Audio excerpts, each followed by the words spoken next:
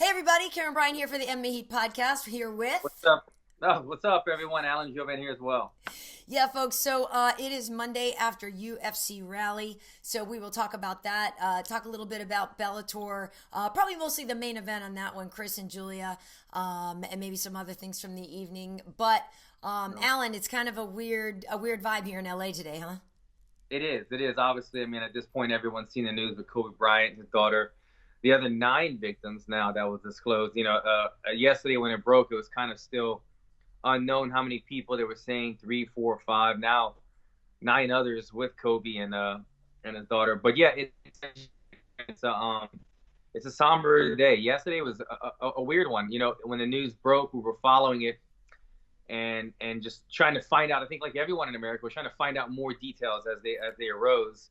And then we started getting more information that it was Kobe, it was his daughter, it was another little girl, and so on and so on. It just began more and more sad. And then the Grammys come on that night, and I was trying to think like Alicia Keys. I think she's a wonderful person to kind of help lead people through a moment of tragedy like this. And you could tell during the show that even she was very affected. Right? I felt like she was off her game, not in a negative way, but she was just emotionally feeling it. Yeah. And you could see that affected her. And same thing today. I just went to physical therapy at Sports Rehab LA, where I'm always sitting next to basketball players Right. and football players, and everyone there, man. I mean, I was talking to guys, and they were just teary-eyed. Guys that played with Kobe, guys that grew up with Kobe, was sitting next to me, and everyone's still in shock and disbelief. So we're gonna break down the fights on the podcast, but if I'm not my normal self, or Karyn either, please excuse us today, because yeah, it was a hard hit. I think Kobe was a hero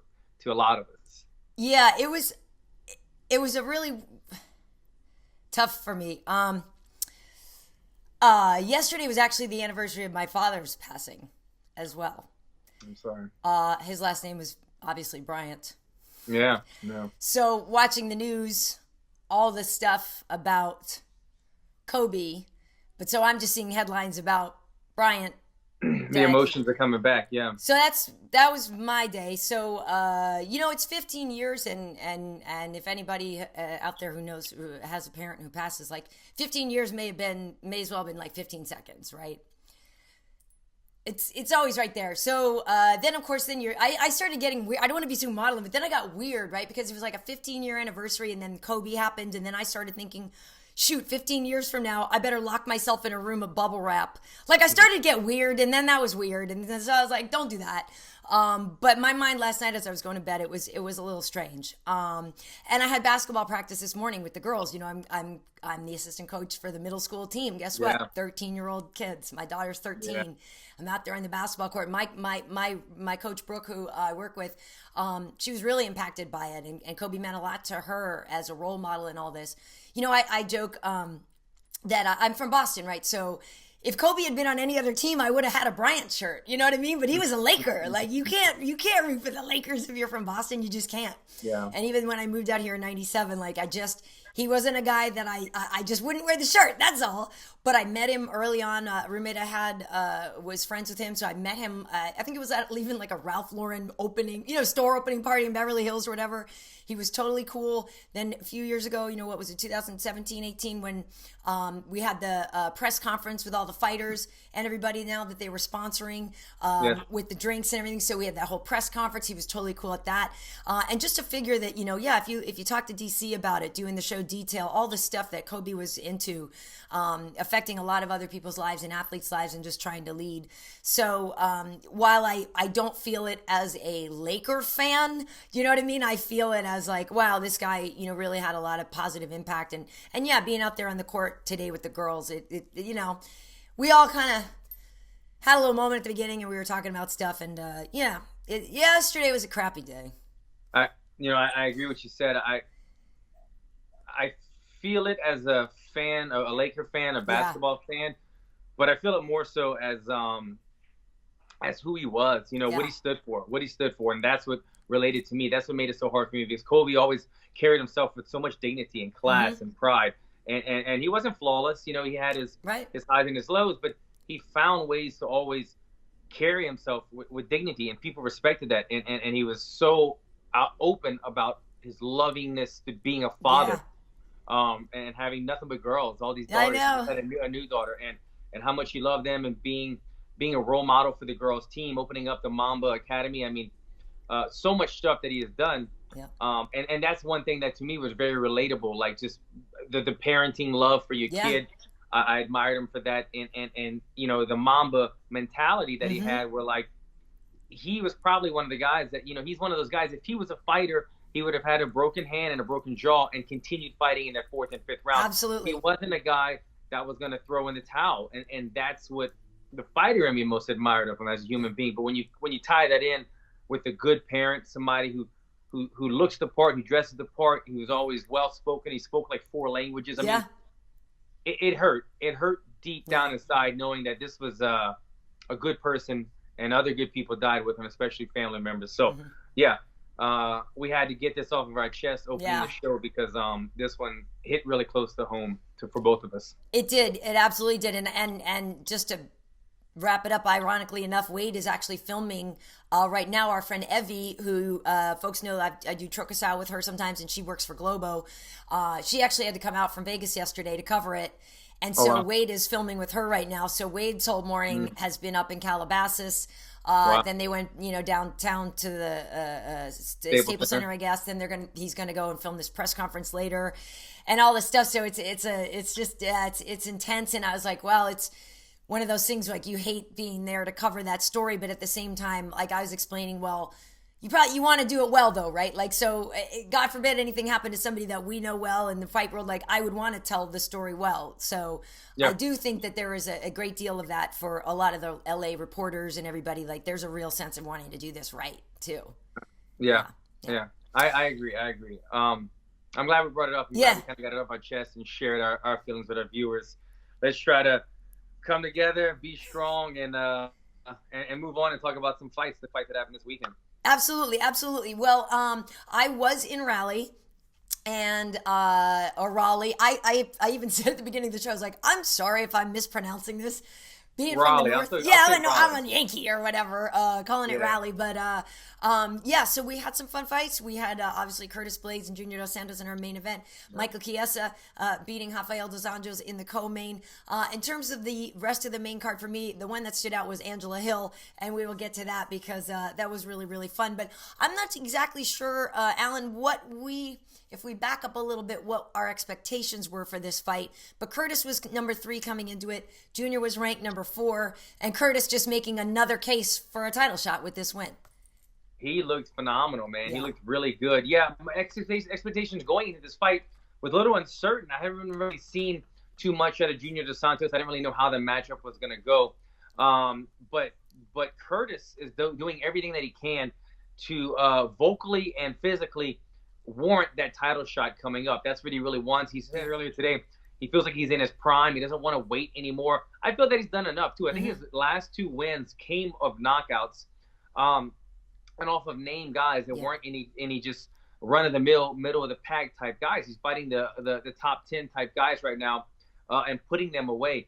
You know, Curtis has made a name for himself, not only as a great fighter, but his wrestling has really kind of given him the edge. When we think about him, I believe he leads the heavyweight division in all-time takedowns. Yes, he does. Yes, in which he passed Cain Velasquez in, a great. And that was kind of his route to victory. That was his easy way of getting there because he knew he could out-wrestle everybody. He got great chain wrestling. He was able to take you down multiple times throughout the match. In those close matches, he was able to win the fight on takedowns. Now, he's made that adjustment where he's using the takedowns early and now using the feints off of you, respecting that to set up his punches. He's discovered that he's got big power in his hands. Maybe he knew it already, but he was relying on his wrestling. But now he's taking the wrestling, setting up his punches, and that big power is putting guys away. He's hurting them really badly. He's looking tremendous. I mean, this is the Khabib Nurmagomedov. This is the Cain Velasquez style of fighting, where you're throwing punches, using your takedowns, making them respect one element and throwing the other element. And I thought he looked phenomenal, especially against such a tough dangerous veteran like Junior Dos Santos. Yeah, well, you're absolutely right there, and especially speaking about his wrestling prowess. Because here's my script from the show, which, by the way, I write, people, and we don't have a prompter. So when people think we don't have a GD teleprompter, and even if we did, I'm the one who writes the GD script anyway. So most of the time, I'm out there freestyling off of my own script anyway. But here are his actual stats. Because I wrote, like, you know, in mixed martial arts, there's wrestling, but then there's Curtis's wrestling. So he has 40 before this fight. This is before this fight. Because he wasn't able to get Junior down, but he had 45 takedowns, and those were the most in UFC heavyweight history, right? He had 7.05 takedowns per 15 minutes. So that's the highest rate across the board in UFC history, not just heavyweights. Okay. Wow. His 60% takedown accuracy, second highest in heavyweight history. And when he fought Mark Hunt in 2018, he got 10 takedowns in that fight, and that was the second most ever in a single fight. The dude's really good, really, really good. And the thing is, he came to talk to us after the fight, and he's like, look, obviously they knew the strategy was to try to take Junior down, and obviously Junior knew the strategy was going to be to try to get him down. Junior has good takedown defense. So Curtis said, look, he's like, I tried, I didn't get him down, and then, I had to just go to plan B and go with the hands. He said that punch, that overhand, he said it actually didn't even land all the way. Like, he was surprised, he said, because, you know when you really, really connect with somebody. And he said that he didn't think that was really a full connection blow, but obviously it was, right? And it was in conjunction with some other things. But he was even saying he was sort of surprised that was the one that did it, But but he also knew to expect those uppercuts from Junior. Like basically he said Junior played into what he thought he was going to be, so he really felt ready for everything that Junior threw. Yeah, no, that's interesting to hear that he thought that it didn't really connect fully, or there wasn't really that money shot. But my answer to that would be, they talked about it a little bit. You guys talked about it on the broadcast. As soon as I saw this punch, it reminded me of when Chuck Liddell got knocked out by Rashad Evans. Right. And we've seen this happen multiple times. When the overhand and the uppercut are thrown simultaneously, usually the overhand has the upper hand. Not very much pun intended. So, but a lot of times, it's the overhand that's being thrown first. The uppercut is the counter or the delayed one, because when you throw your uppercut, you have to come so far away from your face. You're opening up your defense so much. It's a very dangerous shot. Where the overhand, you can throw it chambered from here. It's just like a Hail Mary football. The angle, the trajectory of the punch is different. But the uppercut, usually the hand goes by the waist. A very dangerous shot to throw. Dustin Poirier and me were kind of texting or Instagram messaging after this. He had put something out saying that, like, you cannot throw, and I know that we were on the same page wave level, because I saw the same thing happen in Bellator, I believe, where it was another fight. Two fighters throwing the uppercut against the overhand, both getting knocked out. He noticed the same thing, and he was saying he's been caught by this before, I believe by Michael Johnson, the same type thing. You cannot lead in with the lead uppercut unless you're either making your way in with the jab or you have somebody on the fences with their cover up. Right. But to come in with the lead uppercut is a very dangerous shot. Not saying it's not effective, but very dangerous. It's a gamble. And most of the time when people take this gamble, they end up paying for it, as Junior Dos Santos did. The thing that set this up, though, was Curtis Blaydes' beautiful feint. He changed levels. Kenny Johnson, a friend of the show, Kenny Johnson, my coach, he would have been so proud of this, because this is how we warm up. We throw our takedowns, and then we feint the takedown and then finish with a punch, and we work vice versa, keeping our opponent guessing. He did that. He level changed half a step, had Junior bite on the takedown, and when Junior found himself in no man's land, kind of going for the takedown, he said, I'm just going to throw the uppercut. He was kind of in a chambered position. The overhand had already started on the way, and it just called him. After that, it was kind of the beginning of the end. Junior's such a tough guy. Yeah. I think that could have taken out a lot of guys. And to answer the question of, or not the question, but his statement of, I didn't think it caught him flush, it's because Junior was throwing a punch. If Junior would have had his neck strong and anticipating the punch coming, he might have been able to eat it. But when you're throwing a shot and you get countered simultaneously, you're not prepared. Your body's not in a position for your neck muscles and your shoulder muscles to brace up. And you could see it whiplashed him, and the finish was there. But Junior, still a great fighter. He didn't look off to me at all. I thought his takedown defense looked very, very good. Yeah, great. He just got caught. He got caught by the smarter fighter in this fight. Yeah, and I don't want to misquote it, but I thought I saw a headline where Junior was saying basically that he spent so much time worrying about, in camp defense, right? Takedown defense and all this, that he forgot to work on the offense, you know what I mean? And that's the thing. Before the fight, he was I saw him Friday night. We were all in the bar hanging out. He wasn't drinking or anything, but you all sit around and he was talking about imposing his will, and that was something he really wanted to do, because I think it was the fight with Alistair a while back, or one of them, that I remember talking to him after, and he was like, I didn't go in there and put my game plan out there. You know what I mean? And he was just frustrated by the fact that he let the other guy lead the dance. And now it seemed like that might have happened again. And there's some frustration there. I'm sure he's kicking himself. And, you mentioned Rashad. Obviously, I was working with Rashad this weekend and Anthony. And Rashad, very much, he's like, that's exactly how I beat Chuck. You know what I mean? And so he kept saying that same thing, like the stress about that quote unquote sort of naked uppercut from the back that DC was talking about too during the broadcast, is how dangerous that is. But we were laughing too, though, because there were a couple times when Junior did throw that uppercut that was a very Ngannou-esque looking punch. That we were like, dude, if that had connected, Curtis's head was going to be in the upper decks. Like, it was ridiculous how hard he was hitting swing. Trail left behind it. He threw his. It's amazing when you see. To me, the uppercut is a very unnatural punch to me. Yeah. It's just my body type and the way that I was molded early as a fighter. I didn't throw a tremendous amount of uppercuts. And for me, I really have to change up my posture to load chamber fire, the uppercut. Guys like Junior Dos Santos, guys like Francis Ngannou, it is so natural. Yes. The first punch they ever threw was probably an uppercut. Yeah. And it's just their go-to money. They don't have to change anything at all. They can throw it as hard as they want, and they don't fall off balance, and they don't look out of place. It's a beautiful thing. I saw that one. I mean, he chamber fired one of them, went right by Curtis's head, and I go, holy shit, he missed it. But that was a beautiful uppercut right there. Just one too many in this fight.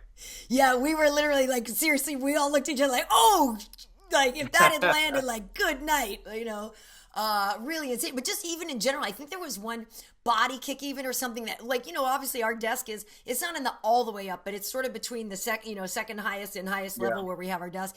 And you could hear there was one body kick that was like, oh my God. Yeah. You know what I mean? Like all of us could hear it. But, I'm not telling tales out of school either. I don't think. I hope not, because there was a camera crew there, so they will get it too.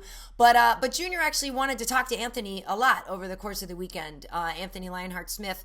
And I think part of what he wanted from him was, Anthony had he was in the UFC, and then he had a bad run. He lost and was out of the UFC and put together all these wins and came back. And I think Junior was trying to pick his brain a little bit on that turning around yourself mentality and stuff like this now, because that's a couple in a row for Junior. And when he was with us on Friday, he's like, I have everything it takes to still be champion. I can still be a champion. I know it. And so he's such a wonderful guy and a sweetheart of a guy. So hopefully he doesn't get in a dark mental place. Hopefully he's able to dig himself out. And I think Anthony, I don't know what he said to him, but I know Anthony really has great respect for Junior, and I think it meant a lot to him to try to help him out if he could. So it is interesting, as we know the heavyweight division, like, you can come back from that. It's not the end of the world, but for Curtis, he did though say he would wait for a title shot, because I remember it was kind of weird, right? Because he's standing there and DC's doing the interview, and Curtis is like, I got next. And, we don't really know if Stipe and DC will have that rematch. Jairzinho and Ngannou are fighting in March. Ngannou has already beaten Curtis twice, and he is ranked ahead of him because Curtis was number 3, and you had DC, then Francis, and him. And so it is tricky. Knock wood. Hopefully we still get that over. I mean, Jairzinho, Francis fight. I don't want anybody to get hurt or anything like that, but it's a little tricky. We don't know what's happening with Stipe, but Curtis said, look, he's like, if it means I get it and I have to wait a little, I'll wait. Yeah, it's interesting. First of all, I didn't realize that Blaydes had been beaten twice already by Francis Ngannou. That's a tough argument. So it's tough, right? Exactly. And he doesn't want to fight him again. He's like, nah, I'm cool. Like, he's not because you could sort of make them fight again, but he's not like, I gotta beat that guy or whatever. He's not like killing himself over the fact that he's lost to Francis. Yeah. He went a different route, and he's had a tremendous amount of success. He's beaten some contenders, he's beaten some names, and he's done it in very impressive fashion. And before you mentioned that he had lost twice to Francis Ngannou, I was thinking he's making a very valid case on being the next guy in line. Now you mentioned, remind me of the 2 losses that he had, and Francis Ngannou has a fight coming up. Right. Francis Ngannou could, against Jardine, could go in there and have a very impressive performance himself, and then him be the next guy in line. It's really kind of a toss-up. This is sometimes the case where a war of words are making something exciting, getting something trending, could be what brings it there, because Ngannou has had his shot at the title, and he has lost, where Blaydes still wants that. But right now, the division's being held up. Stipe's waiting for his eye to heal, I believe. Right. DC's waiting on that to happen. Yep. I am with Blaydes. I do believe that Blaydes should be at least in the 1 or 2 slot of getting the next title shot. And if the division is held up for too long, with respect to both DC and Stipe,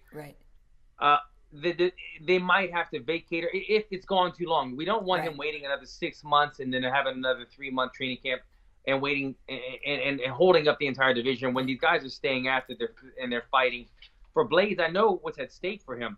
He's where he needs to be. He's fighting the best he's ever fought. He's done enough. He's beating enough big names and beating enough top contenders to warrant that title fight. Totally. It's just that there's, like you mentioned, there's the Ngannou somewhere out there in the darkness, and then there's Stipe that's still waiting. Right. And so he's like, do I take another risky fight and possibly jeopardize what I have, which is being right at the knocking on the door? Right. So he doesn't want to risk it, although he is a gamer. I don't blame him. He's done what he's had to do. So we're going to have to just kind of wait and see what unfolds. But I guess first, the one thing we can count on is seeing the outcome of the Francis Ngannou fight. If Francis Ngannou loses, you take him out of the scenario. Exactly. Now he's the rightful guy. And now we have to figure out, are you going to vacate the belt, or are you going to fight sooner or later? Yeah, exactly. I'm guessing that Curtis is hoping Jairzinho wins, because if Jairzinho wins, even though he beats Ngannou, he doesn't deserve a title shot yet. You know what I mean? So it's like, I bet Curtis is sitting there hoping Jairzinho wins. And then who knows what happens. I mean, in theory, you could make DC and Curtis fight, even though DC is ranked number 1. Like, you could. I don't want DC to go anywhere near Francis, please. Yeah. Because I love DC. And I like his head on his body, because I don't want one of Francis's punches to connect. If it did, I'd be upset. So it's going to be interesting. But that plays out. That's early March, I think, that fight. March 30th or 29th or something like that, Ngannou versus Rosenstruck. So it is very interesting. But yeah, for Curtis, and he was, at the hotel later wearing this onesie. It was like a space theme onesie, and Steph had his little baby there and everything, his hot wife. Like, dude's doing all right. He's winning at life right now. So he's wearing a onesie? Yeah, he was wearing a onesie. And he was pulling it off. You going to tell him he can't wear a onesie? I'm not. I won't tell him. Yeah, all right. So that was a great main event for us. Of course, we want to talk about our co-main event as well. Alan, I'm not sure people really expected this outcome as much. Mike Chiesa, victorious over Rafael dos Anjos, the former champion. Both these guys, obviously, former lightweights, fighting at welterweight now. So Michael Chiesa now 3-0 at welterweight. He beat Condit, he beat Sanchez, and now he beat Rafael. Going into the third, I had it a round apiece. I had Michael winning the first, Rafael with the second, but then round 3 was all Mike, even though they were sort of 50-50 and fighting for leg locks and all that, but obviously Michael was victorious. I had it the same way, and it arguably could have been 3-0 could have been for Chiesa, but I had it the same way. I gave Rafael a close second round. The thing that stood out to me in this fight, first of all, congratulations to Michael Chiesa. He comes up to welterweight. He's on a streak right now. He deserves the credit. Wasn't the most barn-burning of a fight, but I get it. He did what he had to do against a tough guy. But the thing that stood out to me is I'm a fan of Rafael dos Anjos. I think he's such a good guy. Yeah, he is. He's a veteran fighter. He's always taken every fight given to him. This guy's fought. If you put a fighter and a list of the toughest guys, their opponents that they have fought, Rafael has got to be at the top of that list. He has fought everybody that you could think of when it comes to tough opponents, people that don't normally want to fight somebody. He will take that fight. Right. And he's had some very, very tough fights in a row. And we've talked about it on this show before that maybe he needs to take a step back, not fight a wrestler, not fight a top 2 or 3 guy, fight somebody a little bit lower down the chain and get that momentum going. This was the perfect opponent. Go ahead. No, that's what I was going to say. That's what a lot of people thought. Michael is a grappler, but he's a lower ranked. And he's not a pure wrestler. He's more of a jiu-jitsu grappler where he'll smother you, backpack you to get you to the ground. This was the perfect matchup. This is a guy coming up from 55. He carries 170 well, but he's not all muscle a la our champion at welterweight right now, or Woodley. He's a more leaner guy that will backpack you and try to drag you to the ground. But this should have been, in my eyes, Rafael showing my veteran skills and IQ, staying off of the cage, not backing up to it, pulling him up, stuffing the head, not allowing the takedown, and picking him apart. Kind of like when Anthony Showtime Pettis fought Michael Chiesa. He did not land any takedowns. He picked him apart, and he exploited Michael Chiesa's striking. Again, what I'm alluding to here is the thing that stood out to me is that as much as I like Rafael dos Anjos, he gets caught up in this thing in the fight where his IQ lowers in the fight. And I say this with all due respect because I really, truly do like him, and I root for him a lot. But he's been in so many big fights and he's so skilled as a grappler, as a wrestler, as a striker. He's a well-rounded guy. But yet he's going to let somebody take him down over and over again. Now, you're saying to the screen right now, Alan, well, it's not that easy. But he's that good where he can make it easier on himself. He shouldn't have his hands all the way up and let somebody change levels every time he throws the left hand. He shouldn't take 4, 5, 6 steps back towards the cage and then let Michael put him on the cage and eventually get the backpack, drag him to the ground. He should be sticking and moving and working laterally and preparing to stuff the takedown. And so I was a little bit shocked that Rafael let Michael take him down so many times. And again, not to discredit Michael Chiesa's wrestling, but it's not on the high level. I don't see Michael Chiesa taking down Colby Covington like that. I don't see him taking down Usman like that. I don't see him taking down some of those other guys that have a little bit, I don't want to say, they do have a little bit better pure wrestling game than Dos Anjos, but a little bit more smarter wrestling game when it comes to the fight game. Yeah, well, he did call out Colby after the fight. He said, I'll see you in July or whatever. So I think he meant International Fight Week. I don't know. It'll be interesting to see how Michael moves in the rankings after not being ranked at welterweight and taking out number 5 in Rafael. I thought that we would see more striking from Rafael, which, he was killing him with that lead left leg. That kick was vicious. Very hard kicks. Yeah. And so there were things that Rafael was doing right, too. It's not that he wasn't, right? But you're right about the takedowns and not being as effective as he could with escapes, or at least even starting to implement his own game, because he's a black belt in jiu-jitsu. So it's not like Rafael doesn't know what to do on the canvas. But in the third round, it was driving me crazy when they were in that sort of 50-50 and when they're both going, because I just kept thinking how much time was eating away, because the other thing to consider is Rafael's been only in 5-round fights lately. And so if you think about it, maybe he forgot, he might have been like, oh, I got 2 more rounds, you know what I mean, to win this. Like, he has a great gas tank, so he doesn't run out of energy and stuff, but you're sort of like, we were thinking, 3 rounds might be advantageous for him because he has to keep going in these 5-round wars. But then as it was ticking away, I was like, does he realize he doesn't have as much time, you know what I mean, as he usually does? The sense of urgency. That's what I meant. I don't want to say he doesn't have a high fight. It's urgency. Because he does. It is that. But he's not utilizing his IQ. Yeah. His IQ should be saying, I got to get off the ground. This is hot lava that I'm laying on, and I got to go, go, go, go. But he doesn't. Like, I see him, Michael Chiesa puts him on the cage, gets the double underhooks, and he kind of exhales, and he's fighting it, but he gets to the ground, and he's kind of like, all right, I'm not worried. I'm not comfortable, which shows his level, but it's also like, you're not worried, but you need to be getting up, because now he's going to eat up 2 minutes before you possibly get to your feet again. And that was Michael Chiesa's thing. He's like, I'm going to get him to the ground. If he gets up again, it's still going to eat away 2 or 3 minutes. And so, as you just said, in the third round, when he takes him down right away again, and there was no sense of urgency, and they were kind of playing the leg lock game and this and that, I just wanted to see more out of him. I know he's a better fighter than that. He wasn't able to show it. I think something, his coach or something in him, needs to kind of just get him to flip the switch. Look, we need to go. You need to leave it all in the cage, because you're fighting these 25-minute fights when it's a 15-minute fight. We need to go, go, go. So a funny story, though, about Michael. He left his phone behind on our set. On the desk, yeah. And we didn't know that until later in the evening. So we're all done with the show, and all of a sudden we're like, whose phone, whose phone, whose phone? And we don't know whose it is.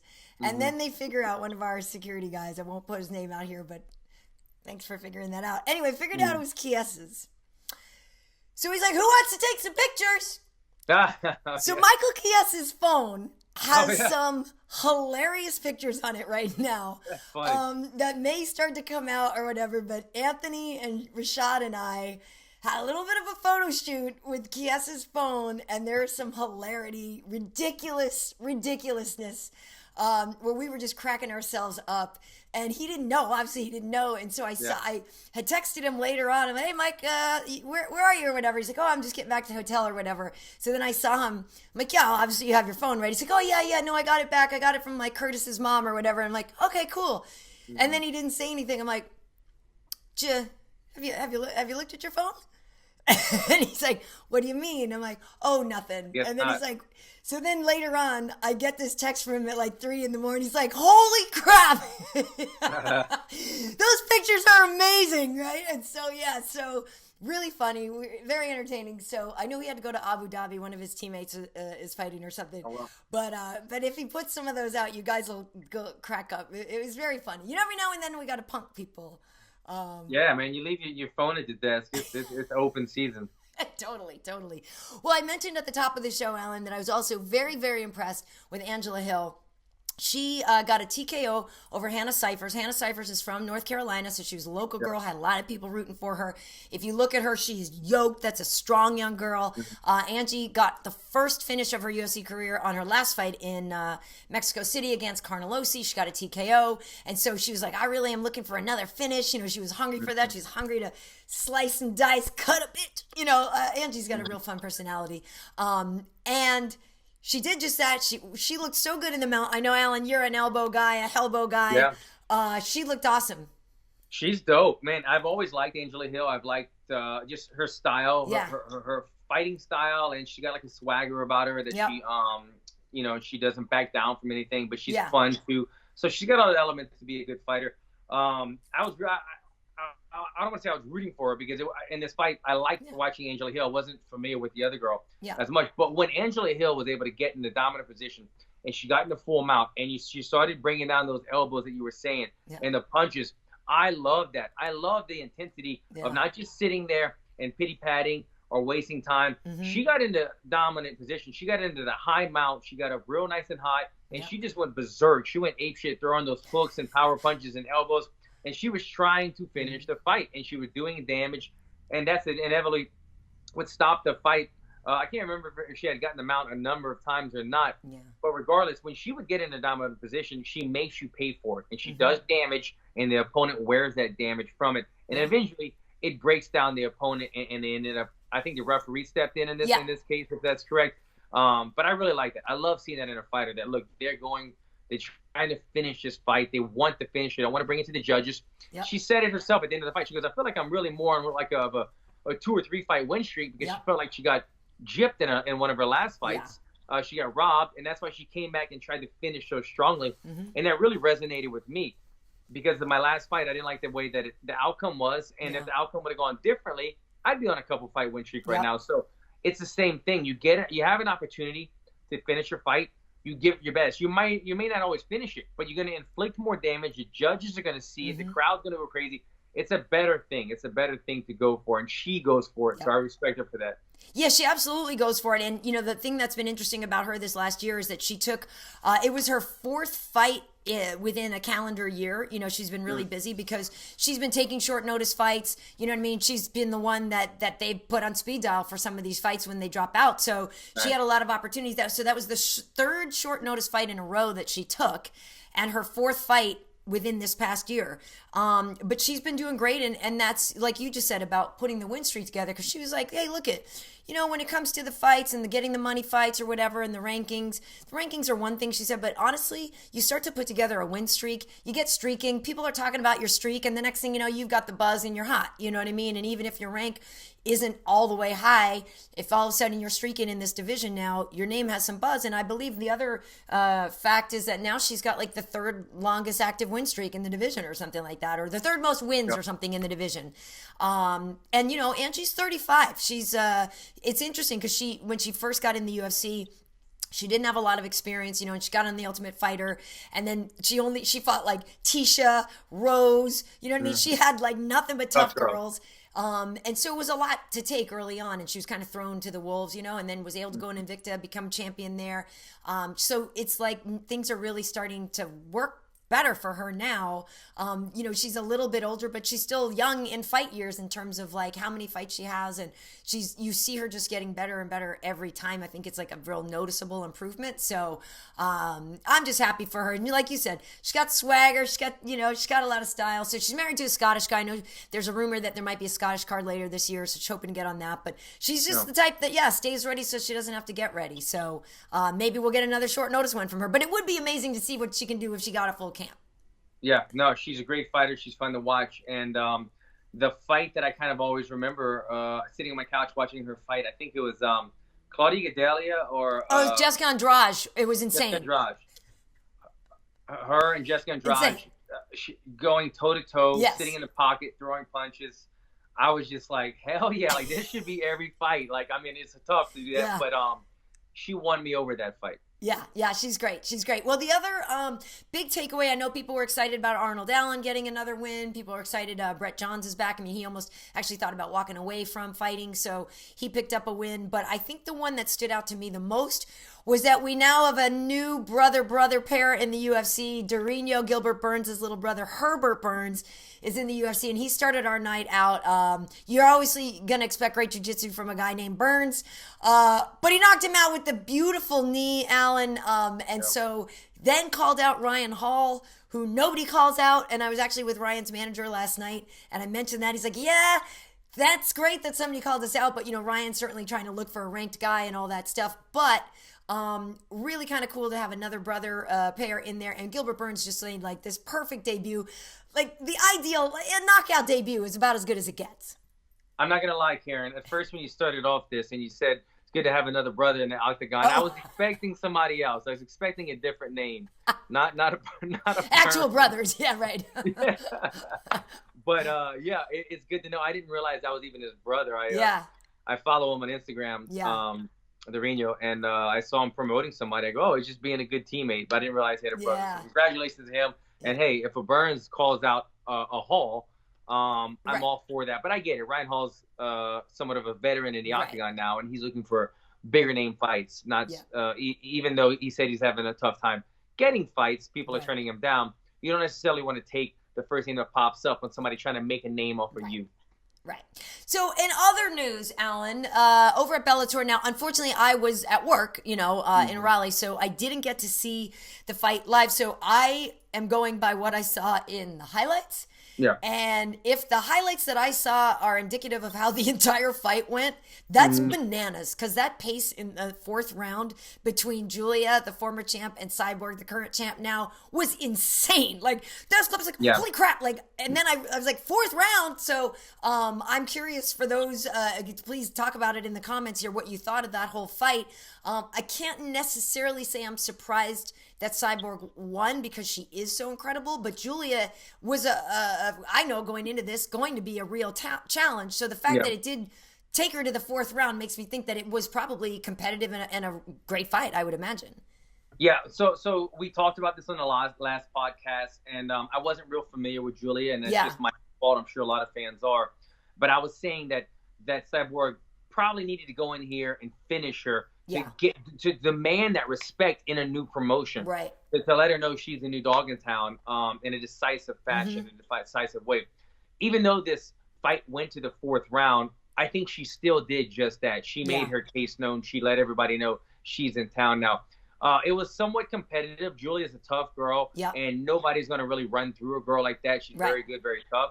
But you could see the limited ability of striking and options that she had in comparison to Cyborg. Cyborg seemed to have much more of an arsenal in a tool set. And the thing that I noticed the most, and granted, I'm saying this when I didn't pick up the fight until I think the second round. So I didn't see all of the first round. I only saw the highlights. So things might have gone differently in the first round. But I'm pretty sure most of the fight went the way that the highlights did and the way that I saw the last couple of rounds. And what that is she was very, when she felt Cyborg's power, she respected it. And so when Cyborg would throw a 1-2, she would go in the full cover mode. And that would allow Cyborg to push her against the cage, throw devastating leg kicks. I mean, she was butchering the leg after every punch. She was throwing 3, 4, or 5 punch combos. Cyborg did get off balance a couple of times, and Julia was able to capitalize on that. But when Cyborg was in a control seat and she was coming forward, Julia didn't like playing the 50-50 in the pocket game. She went to full defensive mode. And when she did that, not saying that it's wrong, a lot of women would probably do the same thing, but Cyborg was able to capitalize. She would make her pay. I love the way that Cyborg utilized the hands and the body shots. She would throw 2, 3, 4 to the head, 1 to the body, 2 to the head, 3 to the body, finish with a low kick, and she was chopping her down the entire fight. It felt a little bit inevitable to me. Going into like the second, third, fourth round, that Cyborg was starting to really, you could see when a fighter is starting to kind of shell up and feel like they're a little bit outgunned in this fight. And it was starting to get that feel. So Julia's a tough competitor. Nothing but respect for her going in there and putting up a 4-round fight against Cyborg. Cyborg looked phenomenal, I thought, in her debut. I'm excited to see more things for her out of Bellator. Yeah, in the highlights I saw, I was like, beast mode, you know what I mean? And it was great. Like, it was the old Cyborg. That's what I'm saying. That's the girl I remember. You know, I forget, was it which fight it was? It was night before your fight, I think, when you guys were fighting at Staples, and there was an Invicta show. Invicta, yes. Right, and the night before, and I remember I was like cage side, and I don't know if it was Charmaine or who she was fighting, but just came out and just. And I'm like that close, and I was like, "Oh dear God!" You know what I mean? Like, I'm outside of that, the cage, and I was like, "I don't want to be anywhere near on the inside of that. I don't want to be." And it was full on beast mode. Like, to me, that's what's so fun about watching Cyborg. You know, because you guys have a lot of examples of guys who like open up a can of whoop ass and stuff like that. And you know, obviously, we have very feisty girls and stuff like that. But when you see it on like the Cyborg level of just badassness, like, it's so satisfying to watch. And again, you feel for the quote, like the recipient of it, right? Because you wish nothing ill for that person, but like watching Cyborg do what she does best is so freaking fun. She's amazing. She's a savage. There's nothing else about it. Cyborg is a savage. When she gets toe to toe with you, and you show the smallest amount of wanting the way out, you want a way out, she will give you that way out. She will kick the door in. She will go for broke. And I'm not implying that Julia wanted a way out. No, I know what you mean. Yeah. Right, but Cyborg sensed that when they stood still, when she stepped forward, Julia was always going to step backwards, and she sensed that. And you can see her confidence growing. And the 1-2s turned into 1, 2, 3, 4, 5s finish with a leg kick, body punch on the end, and it was a body punch that sat her down at the end. So there, Cyborg goes. She started planting that seed early. The body shots added up. The face shots made Julia respect her. The leg shots had her limping, but the body shots is what inevitably put her away. Yeah, that last combo before the end, what was it, like 30 punch combo or something insane? Yeah. Savage work. It was great. That's awesome. Well, so this weekend, we don't have any face punching. Of course, the Super Bowl is going down. I guess I'm going with the Chiefs. I don't know. I mean, like we were saying before, we're from California. We're not from California. We live in California, and I do love San Francisco. So I suppose I probably will be actually rooting for the Niners, but I like Patrick Mahomes. Yeah, I kind of agree with everything you just said. My team, both our teams are out. And so I don't really have a dog in the fight. But I've always liked the Niners, just from growing up with Joe Montana. The Niners have always been a team that I've really liked. I respect them. I think they probably will win. Yeah. But the same thing, I really like Mahomes. He's a fun guy to watch, and I like watching greatness. I like watching stars being made. Right. And I feel like he's the type of guy that when you keep your eyes on him, we'll be witnessing that as well. So should be a good game, but I would lean towards the Niners in this game because of the defense. And then that for me, not watching the Niners all season, I didn't realize they had a running game that good. Both running backs, their last game, I mean, they looked like they were just so much faster than the defense. So it'll be interesting to see with the Niners defense and the running back game if they could run through the Chiefs. Yeah, because they kind of caught me by surprise too, because I was actually used to the Niners being stinky for the last few years. You know what I mean? Yeah. And so like they didn't, I wasn't expecting that this season, and then all of a sudden I was like, oh. And they've never been known for like running. Right. The Niners have never really been known for their running back. No. It's always been the quarterback, the right. wide receiver. Well, anyway, Alan, how is your recovery going before we get up? Do you have an update, before we get out of here, rather, an update for everybody? Yeah. I mean, it's going good. Obviously, I still have a lot of time, but I'm about 2.5 months in, and it's going great. I mentioned, I think, in one of the shows, I had done something to my hamstring, and it kind of was a small setback. I'm just about past that now, so I'm back to just focusing on the ACL, and it's going good. I went swimming yesterday, and when you get in the pool, and it's non-impact type of cardio, and you can do whatever you want. You can pretend that you're running. I throw a side kick. I'm doing everything, and it's a freeing, non-impact cardio. It's just so good for your body. And so I always say this. I swim maybe once a month at tops. But every time I go swimming, I go, man, I should swim once a week. And it's hard to, unless you have a pool in your backyard, a lap pool in your backyard that's warm, it's hard to really want to go to the pool every day. But when you do it, non-impact type workouts, cardio, physical therapy, it's so good for your body. I had a tremendous workout doing that yesterday. So I need to make that one of my my New Year's, not resolutions, but goals, to get in the pool more often to help with physical therapy and just let the body kind of take a break from the constant pounding of the bags and everything else that I do. Yeah, you make a good point, because I love swimming laps. Love that. And you feel great after. Yeah, it's so great. And my gym actually has a pool, but I never use it because, no disrespect, but it's always just full of like the elderly folks. You know what I mean? And and they have a couple of lanes, and so I just get out of the way, move, bitch, and get out of the way. Yeah, when I get in full mode, like I want to go. You know what I mean? So I don't do it as much, but maybe I need to find an off hour. Maybe like the early bird time when they're at dinner at 4:30 in the afternoon. No. But I do love swimming too, and you're right. Like every time I do it, I'm like, oh, I should do this more. Yeah. Because it's like, it feels like you stretch, you did cardio, and you worked out. Because it's just good for the body. Cool. Well, for me, my next assignment is until Rio Rancho, but on Thursday, Dom Reyes is going to be here in town, hyping up his fight with John. So we will have a, media Q&A with him that we'll have up this week. So I did see Gegard yesterday. He's in town, and we did do an interview. Nice.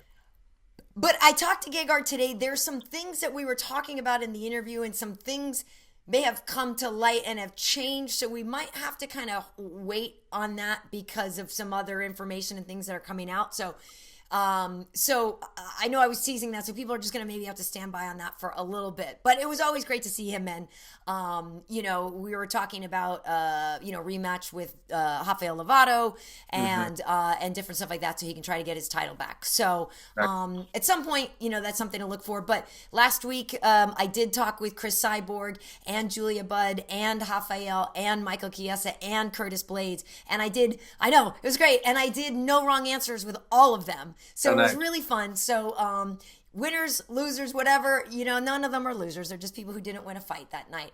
But there's some fun stuff in the no wrong answers that people should check out. So just gives you that other side of the fighters that you didn't know about. Here's one for you, Alan. I didn't know this, and you'll laugh. Rafael, I was joking with him. One of the questions led to this other thing. He says he's really not very handy around the house. He's like, I'm born for fighting. He's like, I can't fix anything around my house or anything like that, which was very surprising to me, because I just think of all you guys as like manly men who can do all this other stuff too. He's like, no, I can't fix anything. But I guess he found his calling. He was born to fight. Totally. It was fun. All right, well, so on social media, KB Heat on Instagram and Karyn Bryant on YouTube and Twitter. Obviously, if you're watching this on YouTube, you should hit subscribe so that you don't miss anything that we put out. And we also have MMA Heat across the board everywhere as well. Alan, where can they find you? Yes, and if you want to follow me as well, it is at Alan Jouban across the board on all social media. So go ahead and give that a follow as well. And thank you guys for tuning in again. We appreciate that. That's right, absolutely. And everybody collectively wish Alan's beautiful wife, Nicole, a very happy birthday. Happy birthday, Nicole. Happy birthday, babe. She's in the back of the house somewhere. I'll tell her that everyone said that. Thank you guys. Nice. Awesome. Well, thanks for tuning in, folks. I'll see you next time. Take care, guys.